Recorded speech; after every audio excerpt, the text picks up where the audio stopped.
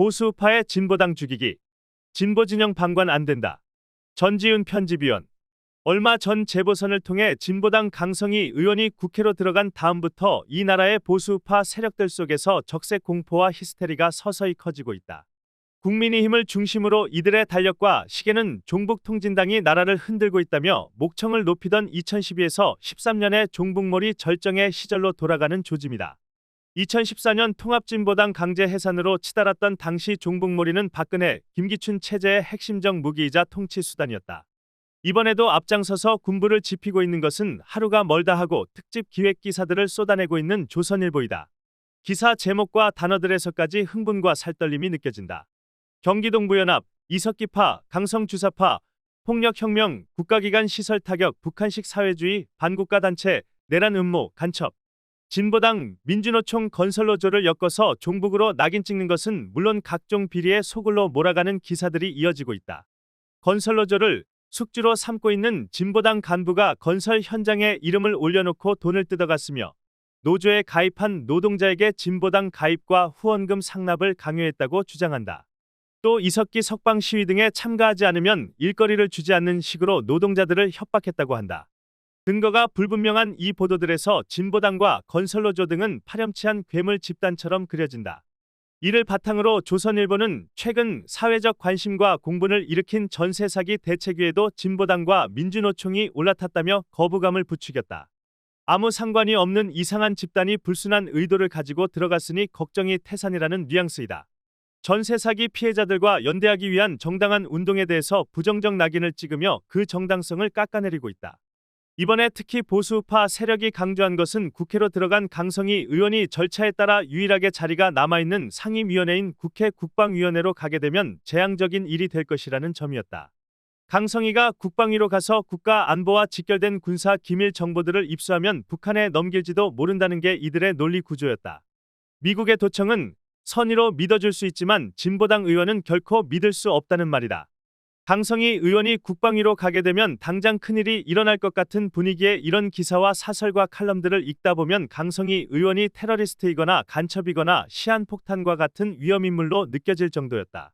이러한 종북몰이는 이미 전주을 재보선 선거운동 공간에서부터 시작됐었다. 재선거에 책임이 있는 민주당이 후보를 내지 않은 상황에서 강성희 후보는 여론조사 1위를 달리고 있었다.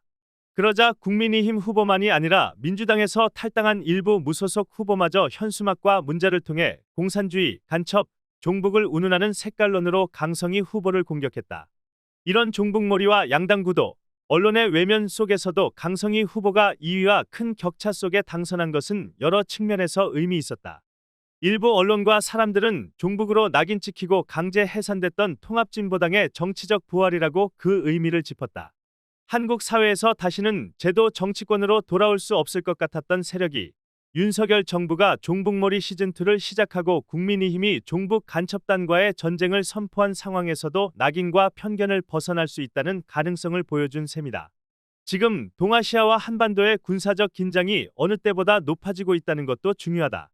이런 상황에서 누구보다 열심히 한미일 군사동맹과 전쟁 연습에 반대하고 반전평화를 주장하는 세력이 국회에 들어간다는 의미가 있다. 진보당은 진보정당 중에서도 특별히 더 이 문제에 적극적이고 실천적인 세력으로 알려져 있다.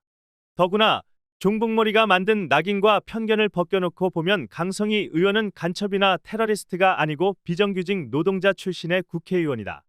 현대차 전주공장에서 비정규직 노조를 이끌던 활동가 출신이고 그 후에 다시 택배노조에 들어가서 비정규직 노조 건설을 계속했다. 진보당의 강령도 공약도 사실 다른 진보정당들과 큰 차이는 없다. 이번 재선거에서도 진보당과 강성희 후보는 대출금리 인하, 전기가스비 인하, 지역공공은행 설립, 깡통전세 방지법 등을 공약했다. 윤석열 정부의 퇴행에 맞서 강경하게 투쟁하는 진보 야당의 역할을 강조했다.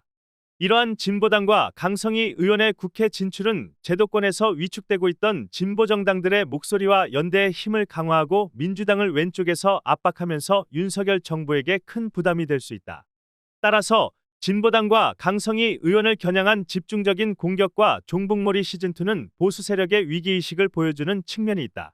임기 초부터 국정원 댓글 공작이 들통나 심각한 위기에 몰렸던 박근혜 정부가 종북몰이에 매달렸던 것과 마찬가지로 윤석열 정부도 화살을 돌릴 희생양이 필요한 상황이다.